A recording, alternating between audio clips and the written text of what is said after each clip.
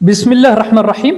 Dans cette vidéo, je vous ai choisi 3 exercices corrigés concernant les types personnalisés. On est toujours dans le 7e chapitre, les types personnalisés. Nous avons vu le type structure, le type union et le type énumération. Dans cette dernière vidéo, bien sûr concernant ce chapitre, nous allons voir quelques exercices corrigés. Commençons par l'énoncé des exercices. L'exercice 1, écrire un programme C permettant de définir un type structure dit per possédant les champs nom de type chaîne de caractères, date naissance de type chaîne de caractères, MBR ENF pour dire nombre enfant de type entier et liste ENF pour dire liste enfant de type chaîne de caractères. Le programme doit permettre de lire et d'afficher les informations d'une variable per 1 de type structure déjà définie. Exercice 2. Une taille peut être exprimée soit en centimètres, soit en mètres. Quel est le type adéquat pour exprimer une telle information? Définissez ce type en langage C. 3e exercice. Écrivez un programme C permettant de définir un type énuméré ayant comme valeur les jours de semaine. Ensuite, de lire une variable entière et de dire si ça correspond à un jour férié dans la liste des valeurs énumérées ou non. D'accord? Passons à la solution de ces exercices. Commençons par la solution du premier exercice. Nous avons dias include studium.h. Nous avons la définition de la structure. Type def, struct, la structure est nommée per. Elle possède comme champ le champ nom de type chaîne de caractères. Ensuite, nous avons date naissance de type chaîne de caractères. Nous avons le champ MBR ENF de type int. Et nous avons le champ liste ENF pour dire liste enfant de type chaîne de caractères. Comme nous avons introduit notre structure par le mot-clé type def, nous avons mis ici le nom de notre type. Donc le nom de notre type, c'est per avec un P majuscule. Ici, c'est le nom de la structure, per avec un P minuscule. Ici, on met le nom du type. Ensuite, nous avons déclaré une variable per1 de type per déjà défini. Regardez où nous avons mis notre déclaration. Donc, nous avons déclaré notre variable per1 de type per comme variable globale. Nous aurons pu mettre cette déclaration dans notre programme principal. Donc, soit on met la déclaration ici, soit on peut la mettre au niveau de notre programme principal. Donc, notre programme principal commence par main. Nous avons printf donné le nom du per, scanf pourcentage s per 1 point nom, la lecture du champ nom de la structure per 1 déjà déclarée. Comme nom il est de type chaîne de caractères, nous avons mis ici pourcentage s. Et bien sûr, on ne doit pas mettre le et commercial parce que nous avons la lecture d'une chaîne de caractères. D'accord?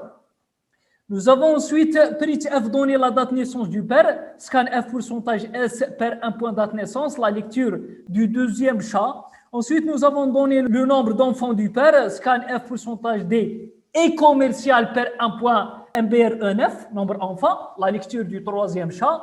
Ensuite, nous avons donné la liste des enfants du père, scanf pourcentage s per 1 point liste ENF, liste enfants, donc la lecture du quatrième champ. Et voici l'affichage des champs de notre structure déjà lue. Printf, nom, pourcentage S, date naissance, pourcentage S, nombre enfant, pourcentage D, anti/N pour le retour à la ligne. Ensuite, nous avons per 1 point nom, per 1 point date naissance, per 1 point nombre enfant. Et nous avons une dernière instruction permettant l'affichage du dernier champ. Nous avons printf liste des enfants, pourcentage S, per 1 point liste ENF. Ce programme nous permet de lire les champs d'une structure per 1, le champ nom, le champ date naissance, le champ nombre ENF et le champ liste ENF. Et ensuite, on affiche ces 4 champs. D'accord? Passons maintenant à la deuxième solution. Donc, Pour exprimer une taille soit en centimètres ou bien en mètres, on peut utiliser l'union. Et on déclare notre union de la manière suivante. Type def, union, taille. Cette union possède deux champs. Short, centimètre, permettant d'exprimer notre taille en centimètres.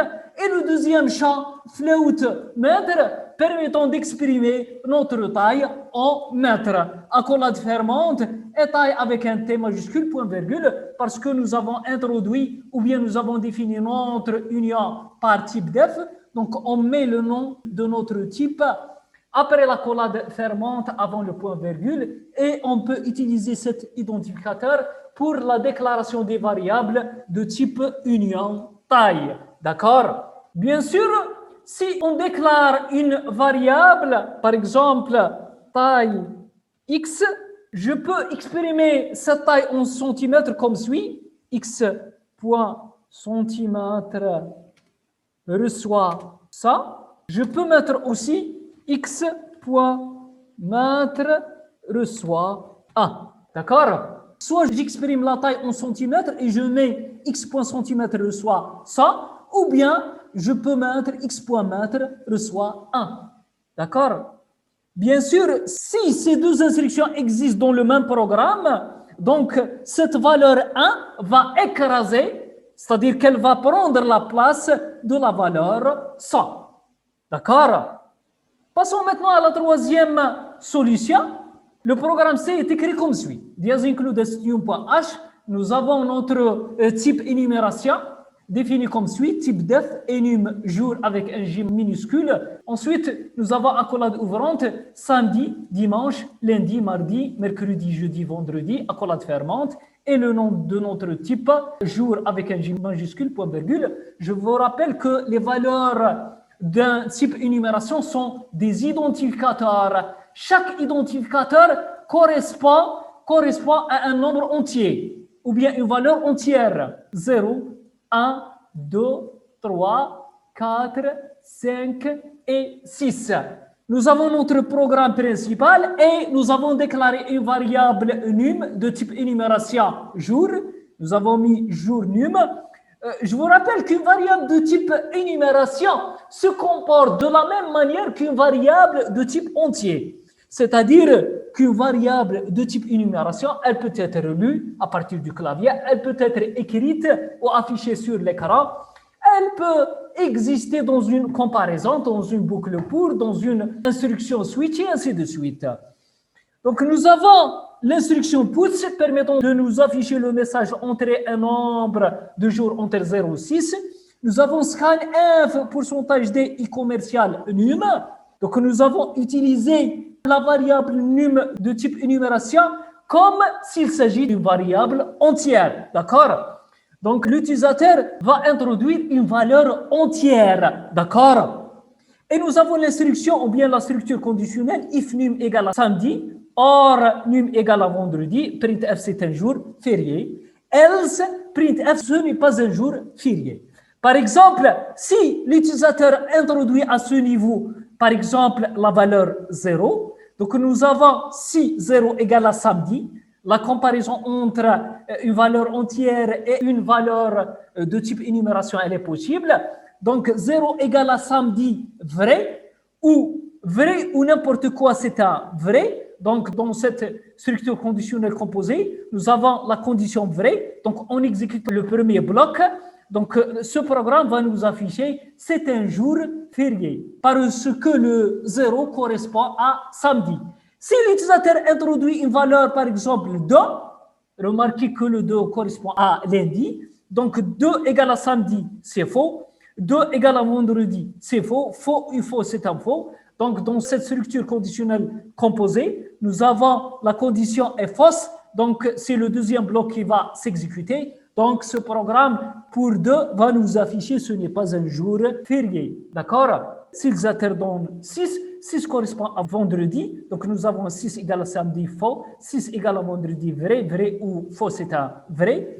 Donc dans cette structure conditionnelle composée, nous avons la condition vraie. Donc notre programme va nous afficher c'est un jour férié. Si l'utilisateur donne 15 ne correspond à aucune des valeurs du type énuméré. Donc, nous avons 15 égale samedi faux, 15 égale vendredi faux. Faux et faux, c'est un faux. Donc, la condition est fausse. Donc, notre programme va nous afficher ce n'est pas un jour férié. D'accord?